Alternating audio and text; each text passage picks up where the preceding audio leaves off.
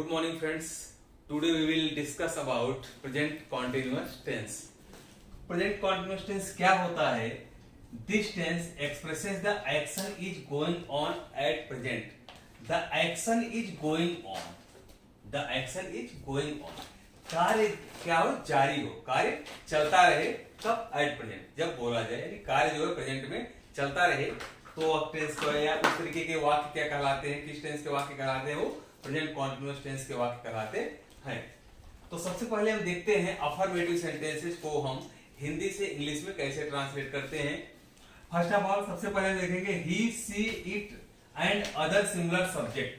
He, she, it and other similar subject. He, she, it और अन्य जो भी सिमिलर सब्जेक्ट हैं उनके साथ इज का प्रयोग हेल्पिंग वर्ब के रूप में किया जाता है। इज का प्रयोग हेल्पिंग वर्ब के रूप में किया जाता है। We, you, they and other plural subject, यानी जितने भी प्लूरल सब्जेक्ट होते हैं उनके साथ हम किसका प्रयोग करते हैं? आर का प्रयोग हेल्पिंग वर्ब के रूप में करते हैं। और आई के साथ हम क्या लगाते हैं? आई एम का प्रयोग हेल्पिंग वर्ब के रूप में। आई के साथ आई एम का प्रयोग हेल्पिंग वर्ब के रूप में करते हैं। तो जब हम हिंदी से इंग्लिश में ट्रांसलेट करते हैं तो उसका स्ट्रक्चर क्या होता है? उसका फार्मूला क्या है? सबसे पहले हम सब्जेक्ट लिखते हैं, फिर हेल्पिंग वर्ब। जैसा हमारा सब्जेक्ट होगा उसी के अकॉर्डिंग हेल्पिंग वर्ब का प्रयोग करेंगे। मतलब सब्जेक्ट अगर हमारा सिंगुलर हुआ तो हम इज का प्रयोग करेंगे, सब्जेक्ट आई है तो एम का प्रयोग होगा, सब्जेक्ट अगर हमारा प्लूरल है तो उसके साथ आर का प्रयोग होगा। और मेन वर्ब मुख्य क्रिया की आईएनजी फॉर्म का प्रयोग करेंगे। किसका प्रयोग करेंगे? मुख्य क्रिया की आईएनजी फॉर्म का प्रयोग करेंगे। उसके बाद अगर कोई वर्ड है तो उसका प्रयोग कर देते हैं। तो हमारा पहला सेंटेंस है मैं विद्यालय जा रहा हूं। मैं विद्यालय जा रहा हूं। इसमें सब्जेक्ट हमारा क्या है? मैं। सब्जेक्ट हमारा क्या है? मैं के लिए हम लोग इंग्लिश में क्या लिखते हैं? मैं के लिए हम किसका प्रयोग करते हैं? आई का। तो आई के साथ हम किसका प्रयोग करेंगे हेल्पिंग वर्ब के रूप में? आई एम का। तो आई एम। अब हमारा वर्ब क्या है? मेन वर्ब क्या है? जाना। क्या है मेन वर्ब? जाना है। तो जाने के लिए हम किसका प्रयोग करते हैं? गो का। अब गो में हमें आईएनजी जोड़ना है तो क्या हो जाएगा? गोइंग। I am going. कहां जा रहा हूं? विद्यालय। Going to school. I am going to school. Next sentence हमारा है हम अपना काम कर रहे हैं। हम अपना काम कर रहे हैं। तो सबसे पहले हम सब्जेक्ट इसमें ढूंढेंगे। सब्जेक्ट हमारा क्या है? हम। सब्जेक्ट हमारा क्या है? हम के लिए हम वी का प्रयोग करते हैं। वी हमारा प्लूरल है तो प्लूरल के साथ हम किसका प्रयोग करेंगे? आर हेल्पिंग वर्ब का प्रयोग करेंगे। तो वी आर। अब हमारा वर्ब क्या है इसमें? करना। वर्ब क्या है? करना। तो वी आर डूइंग। क्या कर रहे हैं? अपना काम। तो वी के साथ आवर का प्रयोग करते हैं हम अपने के लिए। वी के साथ आवर का प्रयोग करते हैं हम अपने के लिए। तो we are doing our work. ठीक है। नेक्स्ट हमारा सेंटेंस है वह बाजार से आ रही है। वह बाजार से आ रही है। अब वह के लिए हम किसका प्रयोग करते हैं? ही का भी प्रयोग करते हैं और सी का भी प्रयोग करते हैं। अब ये फीमेल है, वह बाजार से आ रही है तो फीमेल है, तो फीमेल के लिए किसका प्रयोग करते हैं? सी का। अब सी के साथ हम किसका प्रयोग करेंगे? सी सिंगुलर है इसलिए किसका प्रयोग करेंगे? इज का प्रयोग करेंगे। तो सी इज। वर्ब क्या है हमारा? आना। तो सी इज कमिंग। कहां से आ रही है? बाजार से। Coming from market. अब कुछ लोगों के मन में आ सकता है कि फ्रॉम का प्रयोग क्यों किया गया? आपके मन में क्वेश्चन आ सकता है फ्रॉम का प्रयोग क्यों किया गया? तो फ्रॉम का प्रयोग हम तब करते हैं जब सेपरेशन, अलगाव का भाव व्यक्त हो तो हम क्या करते हैं? फ्रॉम का प्रयोग करते हैं। जैसे वह बाजार से आ रही है मीन्स बाजार से अलग हो रही है, इसलिए यहाँ पे फ्रॉम प्रीपोजिशन का प्रयोग हो जाएगा। नेक्स्ट हमारा होता है निगेटिव सेंटेंस। अब हम देखेंगे निगेटिव सेंटेंसेस को हम हिंदी से इंग्लिश में कैसे ट्रांसलेट करते हैं। तो उसके लिए कुछ नहीं, जो हमारा अफर्मेटिव का फार्मूला था वही हमारा फार्मूला रहेगा। बस हम हेल्पिंग वर्ब के बाद नॉट का प्रयोग कर देंगे। हेल्पिंग वर्ब के बाद नॉट का प्रयोग करेंगे, मतलब सब्जेक्ट आएगा, फिर इज, एम या आर जो भी हमारा सब्जेक्ट होगा उसके अकॉर्डिंग हम हेल्पिंग वर्ब का प्रयोग करेंगे। फिर नॉट हो जाएगा, उसके बाद मेन वर्ब की आईएनजी फॉर्म, फिर अदर वर्ड अगर कोई है तो उसका प्रयोग करेंगे। सेंटेंस हमारा है श्याम बस का इंतजार नहीं कर रहा है। श्याम बस का इंतजार नहीं कर रहा है। इसमें सब्जेक्ट हमारा क्या है? जैसा हमने पहले भी आपको बताया है पहले वाली वीडियोज में कि हम सब्जेक्ट को कैसे ढूंढते हैं। हम वर्ब में कौन का प्रश्न करें, वर्ब में कौन या किसने का प्रश्न करें, जो हमें आंसर मिलेगा वही हमारा क्या हो जाएगा? सब्जेक्ट हो जाएगा। तो कौन इंतजार नहीं कर रहा है? कौन इंतजार नहीं कर रहा है? श्याम। तो श्याम हमारा क्या हुआ? सब्जेक्ट हुआ। तो सबसे पहले हम क्या लिखेंगे? श्याम। अब श्याम सिंगुलर है, श्याम क्या है? सिंगुलर है, तो सिंगुलर के साथ हम इज का प्रयोग करते हैं, तो श्याम इज। उसके बाद ये नेगेटिव सेंटेंस है, तो हम हेल्पिंग वर्ब के बाद किसका प्रयोग करेंगे? नॉट का प्रयोग करेंगे, तो Shyam is not, Shyam is not. अब इंतजार करना क्या है? वर्ब है। इंतजार करना क्या है? वर्ब है। तो वेट, WAIT, इसी में ING जोड़ देते हैं। श्याम इज नॉट वेटिंग, किसका इंतजार कर रहा है? नहीं कर रहा है? बस का। तो Shyam is not waiting for the bus. Shyam is not waiting for the bus, means Shyam बस का इंतजार नहीं कर रहा है। अगला सेंटेंस हमारा है सीता और गीता गीत नहीं गा रही हैं। रीता और गीता, रीता और गीता गीत नहीं गा रही हैं। तो इसमें सब्जेक्ट हमारा कौन है? रीता और गीता। तो सबसे पहले हम इसकी इंग्लिश लिखेंगे रीता और गीता की। तो रीता एंड गीता। अब रीता और गीता दो लोग मिले हैं, तो क्या हो गया? प्लूरल हो गया। क्या हो गया? प्लूरल हो गया। तो प्लूरल के हम किसका प्रयोग करते हैं? आर का। फिर हमारा क्या आ जाएगा? नॉट, निगेटिव है तो नॉट लगेंगे। तो Rita and Gita are not. अब वर्ब क्या है? गाना। क्या है? गाना। तो सिंग, सिंग में हम क्या करेंगे? ING जोड़ देंगे। नॉट सिंगिंग, क्या नहीं गा रहे हैं? गीत। Not singing a song, not singing a song. Rita and Gita are not singing a song. Next sentence हमारा है मैं अपना समय नष्ट नहीं कर रहा हूं। मैं अपना समय नष्ट नहीं कर रहा हूं। सब्जेक्ट हमारा क्या है? आई है। तो आई हो गया। आई के साथ हम क्या लगेंगे? जैसा हमने पहले भी सेंटेंस में यहाँ देखा था कि आई के साथ हमने क्या लगाया था? एम का प्रयोग किया था। तो आई के साथ हम क्या लगाएंगे? हेल्पिंग वर्ब के रूप में एम आएगा। फिर सेंटेंस हमारा नेगेटिव है तो नॉट लगा देंगे, तो आई एम नॉट। अब वर्ब क्या है? नष्ट करना। क्या है? नष्ट करना। तो नष्ट करने की अंग्रेजी होता है वेस्ट। क्या होता है? Waste, WAST। इसी में हम ING जोड़ेंगे। तो आई एम नॉट वेस्टिंग अपना समय, तो आई के साथ माई का प्रयोग करेंगे। अपने के लिए आई के साथ हम माई का प्रयोग करते हैं अपने के लिए। तो I am not wasting my time, I am not wasting my time.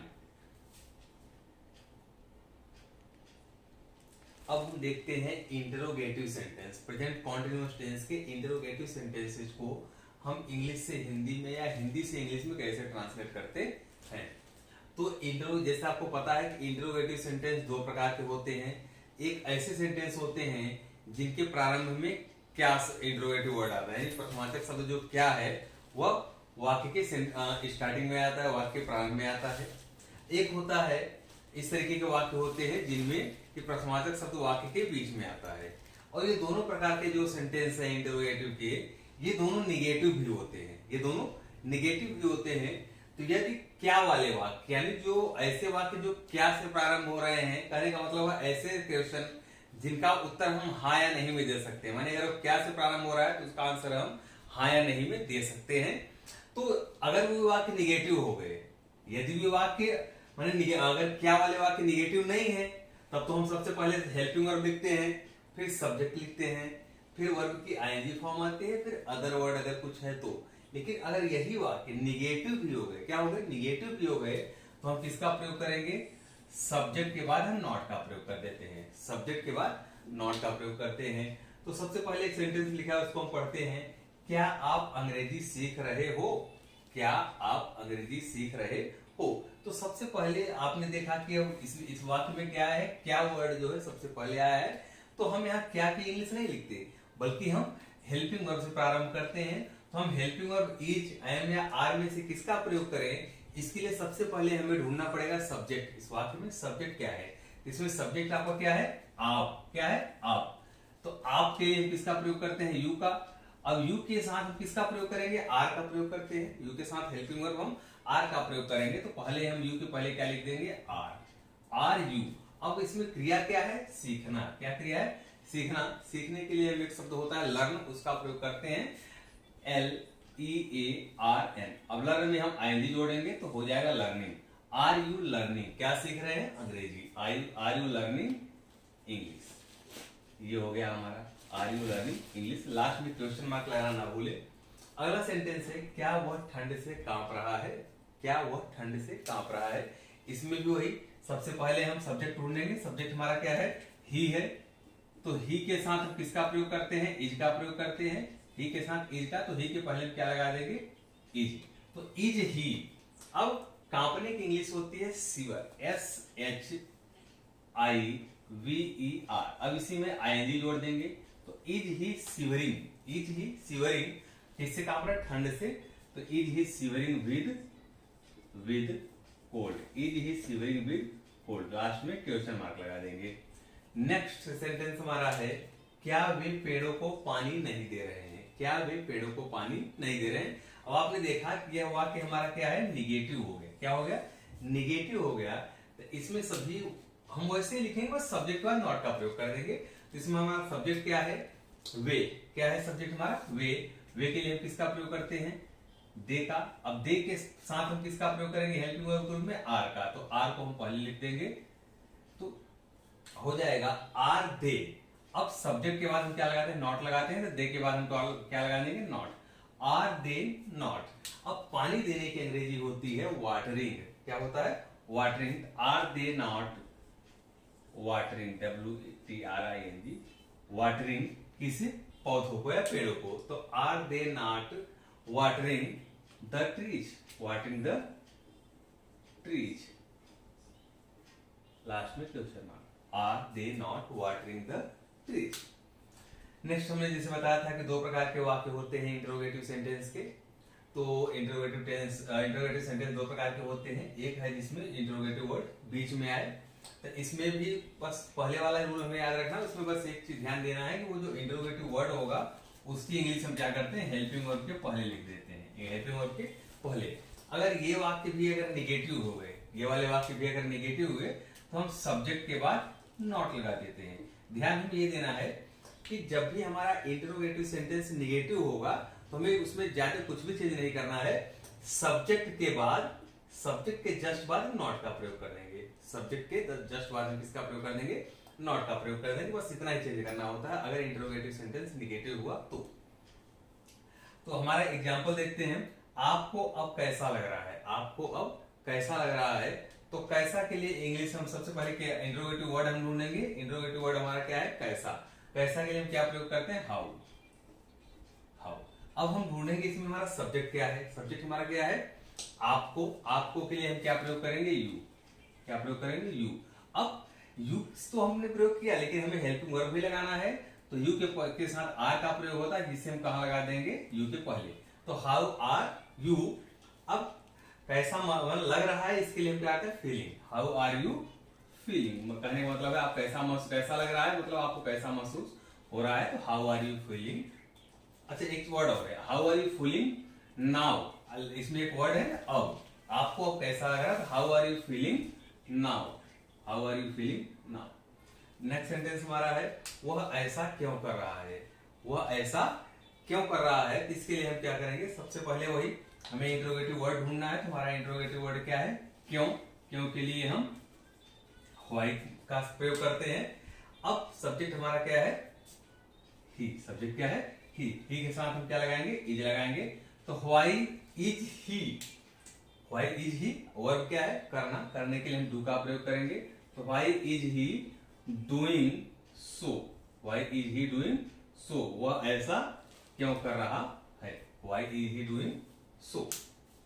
Next sentence हमारा है, वे फुटबॉल कहां नहीं खेल रहे। जैसा हमने बोला था, इस अगर हमारा वाक्य है इंटरोगेटिव सेंटेंस अगर निगेटिव भी हुआ, तो हम क्या करेंगे, सब्जेक्ट के बाद नॉट का प्रयोग कर देंगे। तो वही है, वे फुटबॉल कहां नहीं खेल रहे हैं। इसमें भी सबसे पहले हमें क्या करना है, कहां की इंग्लिश लिखनी है। कहां की इंग्लिश क्या होती है, वेयर। क्या होता है, वेयर। अब सब्जेक्ट हम ढूंढेंगे। सब्जेक्ट हमारा क्या है, वे है। तो वेयर दे। अब दे के साथ हम किसका प्रयोग करेंगे, आर का। तो हम दे के पहले आर लिख देते हैं, वेयर आर दे। अब निगेटिव भी है, तो सब्जेक्ट वर्ब में किसका प्रयोग करेंगे, नॉट का। Where are they not.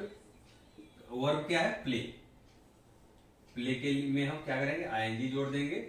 तो where are they not playing, आगे हम क्या लिख देंगे, फुटबॉल। लास्ट में question mark. Where are they not playing football.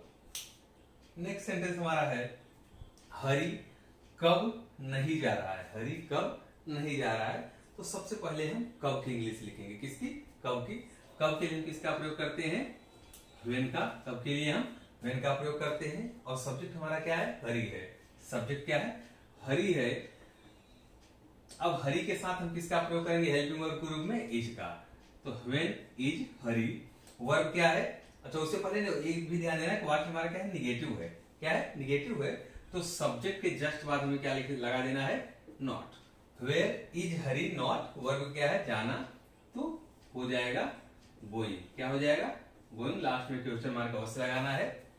तो इस तरीके से हमने देखा कि हम प्रेजेंट कॉन्टिन्यूअस टेंस के अफर्मेटिव सेंटेंसेज को, निगेटिव सेंटेंसेज को और interrogative sentence plus interrogative negative sentences को हम हिंदी से इंग्लिश में कैसे ट्रांसलेट करते हैं।